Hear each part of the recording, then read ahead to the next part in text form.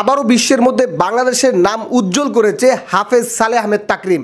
দর্শক, সৌদি আরবেতে মক্কাতে অনুষ্ঠিত বিশ্বজয়ী হাফেজ হিফজুল কোরআন প্রতিযোগিতায় ৩য় নম্বর স্থান অর্জন করেছে এই হাফেজ সালেহ আহমেদ তাকরিম।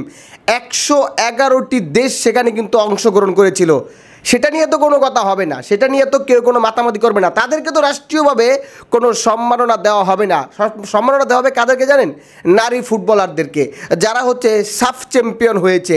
মাত্র 8টা দেশের অংশগ্রহণ ছিল, সেখানে তারা চ্যাম্পিয়ন হয়েছে। তাদেরকে কতভাবে তাদেরকে যে প্রমোট করা হয়েছে সেটা আপনারা দেখেছেন। কিন্তু এই বিশ্বজয়ী হাফেজদেরকে নিয়ে তাদের কোনো প্রোগ্রাম থাকে না, তাদের কোনো আয়োজন থাকে না। হ্যাঁ, তারা এই আয়োজন না করলেও এবার থেমে থাকবে না বাংলাদেশের তৌহিদি জনতা, কোরআন প্রেমিকরা।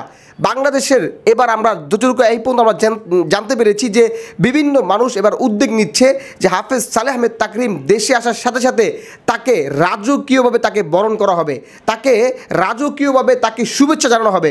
দর্শক, এই সালেহ আহমেদ তাকরিম যখন থেকে তার এই রেজাল্ট পাওয়া গেছে যে তিনি ৩য় নম্বর স্থান অর্জন করেছে ১১১টি দেশের মধ্যে, তখন থেকে আমি আমার ফেসবুক প্রোফাইলে দেখলাম যত পোস্ট আছে সব পোস্ট শুধুমাত্র তাকে নিয়ে, তার বাইরে পোস্ট আমি খুব কমই দেখেছি। দর্শক, আজকে আপনাদেরকে আরেকটি ভিডিও দেখাচ্ছি যে হাফেজ সালেহ আহমেদ তাকরিম, তাকে কেন এত ভালো লাগে আমার জানেন?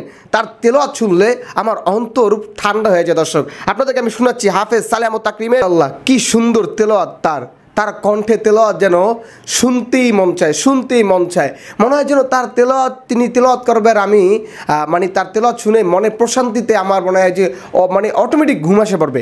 দর্শক, আপনারা এই সালেহ আহমেদ তাকরিম তার সম্পর্কে আপনাদের কি মন্তব্য কমেন্ট বক্সে জানান।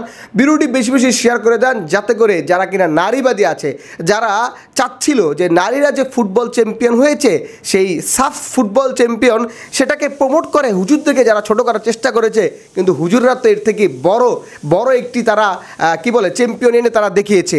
এখন তারা কি বলবে? এখন তো তাদের মুখে এখন কালি পড়লো, তাদের এখন কোনো কিছুই বলার থাকবে না যদি তাদের শরম থাকে। দর্শক, যাই হোক, হাফেজ সালেহ আহমেদ তাকরিমদের জন্য আমাদের পক্ষ থেকে সবসময় সংবর্ধনা থাকবে, সবসময় তাদের জন্য আমাদের পক্ষ থেকে দোয়া থাকবে।